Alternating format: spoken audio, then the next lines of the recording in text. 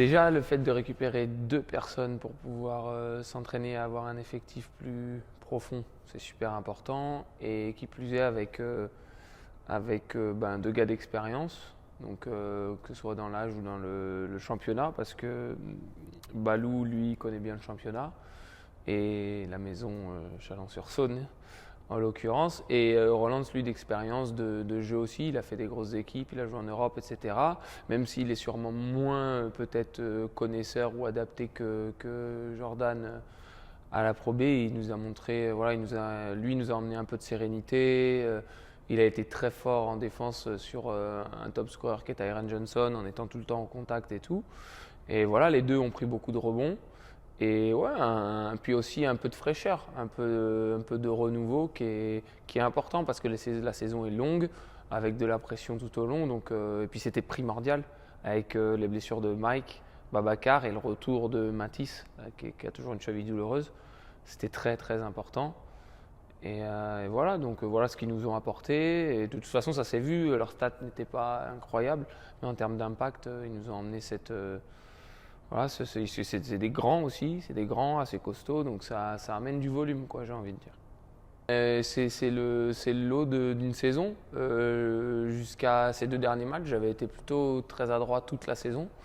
Moi, dans ma carrière, j'ai toujours eu des soucis d'adresse, de haut et de bas en termes d'adresse. Et c'est une année où vraiment j'ai trouvé beaucoup de régularité cette année, avec beaucoup de responsabilités et des shoots assez difficiles, j'ai envie de dire. Mais j'avais réussi à trouver ça, donc forcément, ben voilà, j'ai fait 2 matchs où je shoot à, je crois, 4-13 et 4-15, un truc comme ça.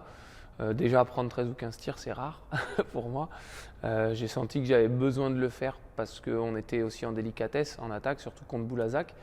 Et malheureusement, voilà, les 2 derniers tirs, c'est moi qui les prends. Je loupe un flotteur et un 3 points. C'est comme ça. Après, moi, je bosse. Je me mets cette exigence de bosser, de prendre les shoots toute la semaine, et de répéter ça pour pouvoir justement mettre ces shoots-là. Bah voilà, ça n'arrive pas sur 1 ou 2 matchs, faut pas s'arrêter pour autant. Et donc pour revenir sur le dernier match, bah là c'est l'inverse où j'ai eu beaucoup de réussite sur des shoots peut-être plus faciles en rythme, etc. Ce qui m'a amené de la confiance et donc cette réussite-là. Et pour autant, et c'est toujours un petit peu compliqué notre métier par rapport à ça, c'est que quand tu es en manque de réussite, il est très important de vite remettre entre parenthèses ses fesses à la salle et puis se mettre de la quantité. Moi c'est comme ça que je fonctionne. Et de la même manière, si tu mets, pour garder le feeling, il est important de, pareil, venir ton heure avant, rester un peu après, faire du shoot pour justement continuer à avoir ces sensations et cultiver ce truc, quoi. Et donc, dans une situation comme dans l'autre, voilà, il n'y a pas de secret, il faut faire ça. Et moi, j'ai jamais vraiment douté. Tu doutes à la fin. Tu vois, Boulazac, j'étais un peu, si on a loupé le coche, je prends la responsabilité en plus parce que c'est moi qui loupe les tirs à la fin, même si on gagne en équipe et on perd en équipe.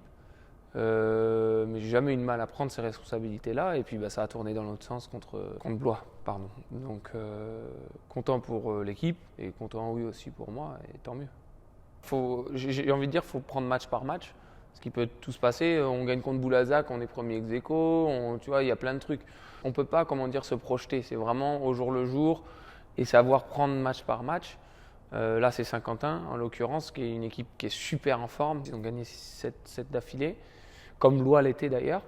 Et voilà, et c'est important de ne pas enchaîner les défaites. Bon, malheureusement, les 2 premières défaites d'affilée en championnat qu'on a eues, c'était là récemment. C'est à ne pas reproduire. On sait qu'il nous reste 10 matchs. Il faut en prendre le maximum possible, sachant qu'on a un match de retard contre Saint-Chamond, mais qu'on les reçoit.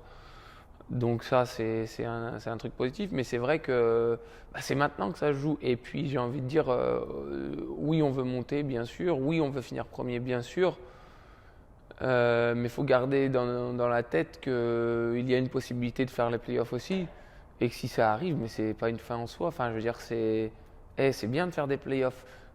Si tout va bien et qu'on monte directement, c'est parfait, l'objectif est atteint, mais l'objectif n'est pas perdu ou on ne peut plus l'atteindre si on finit pas premier. Non, c'est pas le cas. Donc on doit aussi le garder en tête.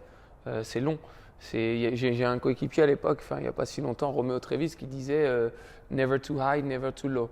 Tu vois, jamais trop bas, jamais trop haut. Essayer de garder une constance dans les émotions et même dans les performances, que ce soit individuelles ou collectives, assez normales.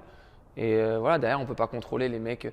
À Vichy, on joue pas si mal avec Mike qui se blesse au début.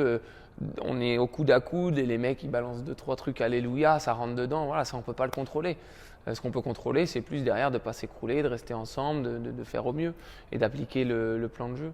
Voilà. Mais non, moi je suis assez confiant. Il y a des moments où on doute, hein, comme tout le monde, comme toute équipe, tout joueur, où tu doutes plus ou moins en disant est-ce qu'on va vraiment. Mais je vois pas pourquoi en fait. Je vois pas pourquoi avec les renforts, avec le fait de jouer quand même plus de matchs à domicile jusqu'à la fin de l'année, mine de rien ça compte, que Saint-Chamond par exemple. On a vu le public, comment était le public, comme il nous a suivis. Je les encourage à continuer, on va faire au mieux. Je sais qu'on n'est pas tous parfaits, moi le premier, que des fois c'est un peu difficile, que certains comme moi peuvent avoir un fort tempérament et des fois un peu dégoupillé, mais en tout cas on garde, et moi je garde cet objectif de dire voilà, on est là pourquoi, c'est pour arriver à monter d'une manière ou d'une autre, et on va y arriver tous ensemble en fait. En gros c'est une équipe qui a 2 gros shooters, donc Gilles et Zamora, qui a un poste 4-5 athlétique, et le meneur de jeu qui est un meneur de petite taille qui est fort en 1 contre 1 et qui emmène du peps et du jus. Mais on peut justement aussi les attaquer et exploiter certaines de leurs faiblesses. Et nous, c'est le but. De toute façon, dans du scouting et quand on prépare un match, on essaye toujours, les coachs, ils essayent de nous transmettre au moins les infos sur voilà, ils sont faibles là-dessus, ils sont forts là-dessus, voilà comment on veut faire. Et Saint-Quentin est vraiment en forme. On a vu, ils sont venus gagner ici avec un shoot à 8 mètres de Zamora à la fin. Voilà, donc tous les matchs. Il y a 3 jours, j'ai été voir un match de Broye. C'était le dernier contre un des premiers à Lasvel. Et Lasvel a gagné que de 4 points, quoi. Et c'était chaud. Donc tout ça pour dire que ce soit voilà, dans notre ligue de Pro B ou même au-dessus, tous les matchs sont compliqués. Tous les matchs sont compliqués et les équipes ont toujours quelque chose à jouer. Donc voilà. Et nous c'est une vraie revanche à prendre. Parce que après la défaite de Saint-Quentin chez nous, il s'est passé des choses. On a perdu. Il s'est passé des choses aussi entre nous. On a échangé, on a essayé de se remobiliser. Et derrière, on est monté crescendo, quoi. C'était la trêve, on est monté crescendo. Donc il est important de prendre une revanche, entre parenthèses, et continuer cette dynamique avec cette victoire contre Blois, quoi.